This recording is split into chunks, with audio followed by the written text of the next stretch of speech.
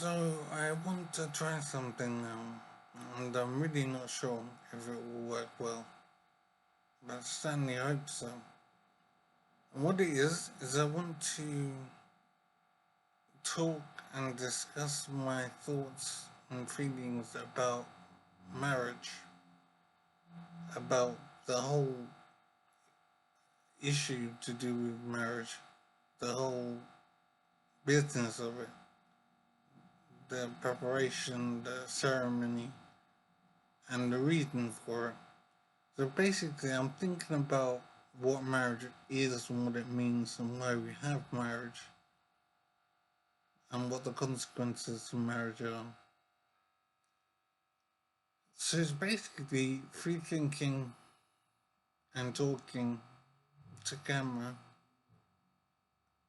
about how I view marriage and what I think it is about. So I haven't really thought about this before. So this is free thinking in real time, pretty much. But it's interesting to me because it means that I can keep a record of my thoughts because I have a memory problem due to injury. So I'm hoping it'll be useful for that.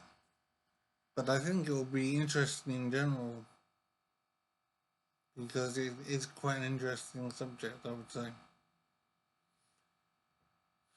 So I was thinking about why we have marriage or what it is. Because it seems to me we don't need to have a marriage ceremony. But in having marriage, I suppose it does solve some problems and make some things easier, I suppose. So I'm thinking it protects the relationship such that the man can rest easy about having free access to sex. Um, Pretty much all the time.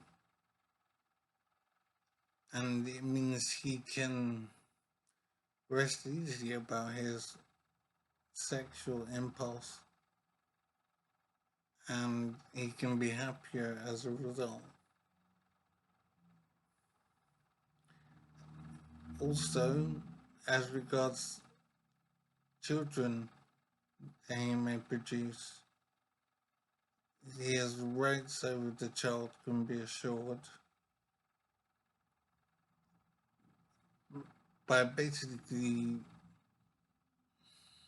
making it clear that the child is his. And there's no doubt about that because of the marriage.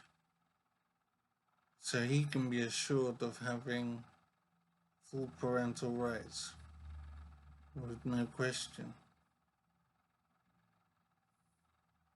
Because I suppose without marriage, the woman may have been with any man, and so there's no assurance that the child is the particular child of a particular man. It'd be very random. So it seems that marriage grants the father parental rights over the child and full acceptance by everybody that the child is his because he's married to the mother.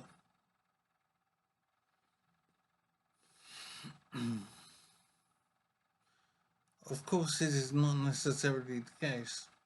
The child can be from another man, but the marriage aids society by granting the father exclusive rights to be a father to a particular child. So it makes things clearer and more manageable in society, I would say. So marriage does that. It's about protecting the father and granting the father parental rights without question. The mother obviously has parental rights without question because she bears the child. So it's to give the father equivalent rights to the mother, I would say. another purpose of marriage would be to ensure the mother's welfare, the protection of the mother, the welfare of the mother, the provision of resources to make sure the mother can function, especially during pregnancy, childbirth, and early childhood. The mother is in need of a lot of support, so marriage helps in the provision of that support by effectively, what's the word, enslaving the man, if you like. I just can't think of what that word. So it's basically making a man be the supporter of the mother and child during early childhood and during pregnancy. So it seems to me that marriage does that function as well. So you have the granting of father's rights, Alexa of the granting of father's rights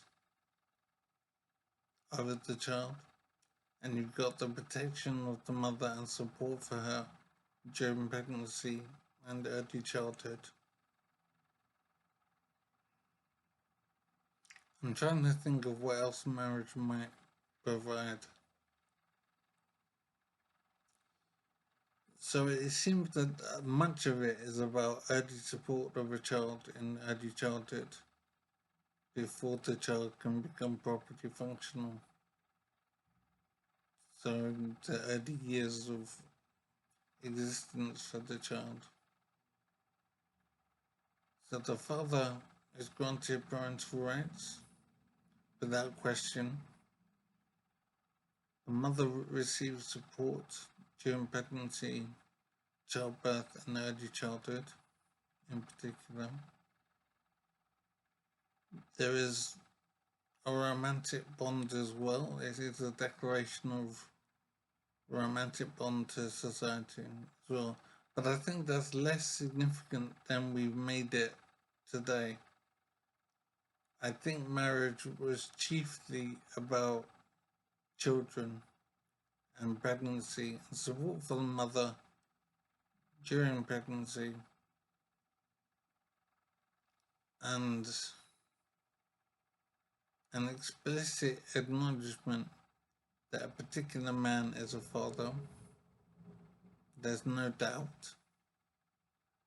The child receives support and protection from the father. The mother receives support and protection.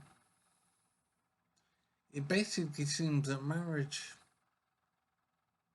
makes the production of children possible because there are so many issues that could arise without the father being explicitly acknowledged, and if the mother didn't have support in the difficulty of pregnancy and childbirth and early years of childhood, it's very important to provide support to the mother.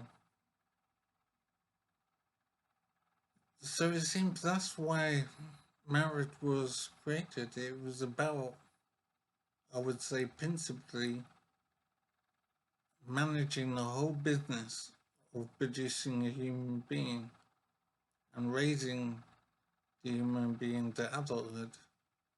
That seems to be the main deal with marriage.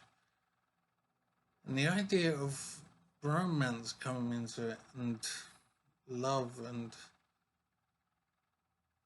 the whole business of romance and music and flowers and ceremony and all that, that seems to be an add-on, an additional element to marriage.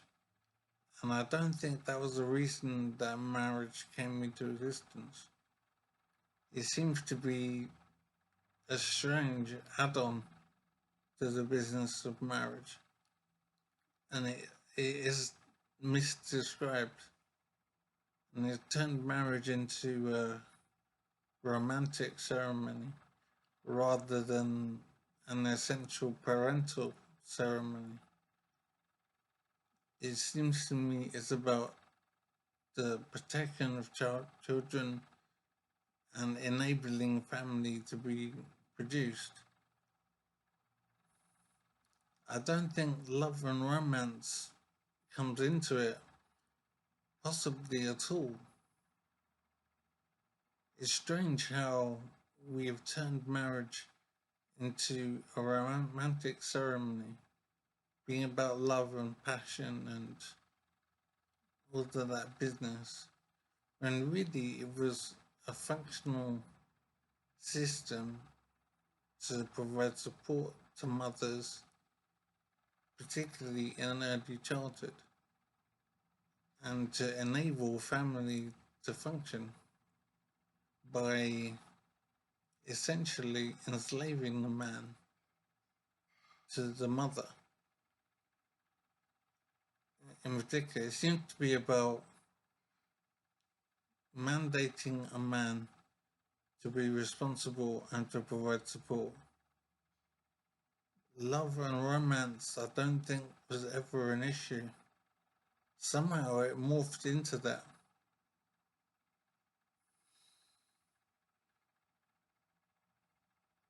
But I think marriage was definitely about mandating a man to take a role in providing support and to enable the production of a child and enable it to be possible by forcing the man to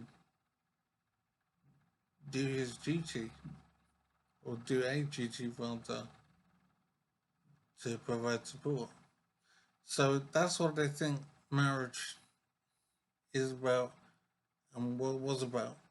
And somehow it changed, it morphed into love and romance. When I think it was about certainly identifying the father of a child to enable the child to be raised safely. There's an economic deal in a way, as well as a security deal, in that the father could provide protection for the mother and resources. So marriage seems to be about controlling the man and making the man do a job of work, if you like, in provisioning support for the child. And in return, he gets sex whenever he wants. So he gets that part of the deal. The woman gets the use of the man as a servant, basically.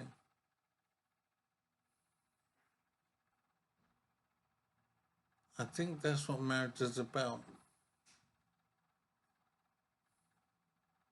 I'm thinking we have the phrase, take her hand in marriage. And I think we've given the wrong meaning to that sort of expression.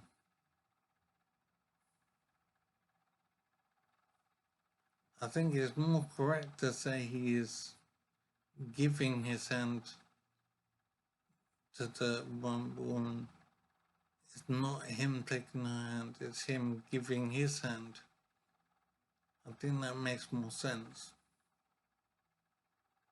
It is a strange business, but I think it's definitely true that we have misunderstood the purpose of marriage and why we have it. I think it's definitely about controlling a man and making him do a job of work. And in return, he gets the proud position of being a father. He gets sex. And his fatherhood is acknowledged, accepted completely. The mother gets assistance during pregnancy and early childhood in particular. and she gets sex as well.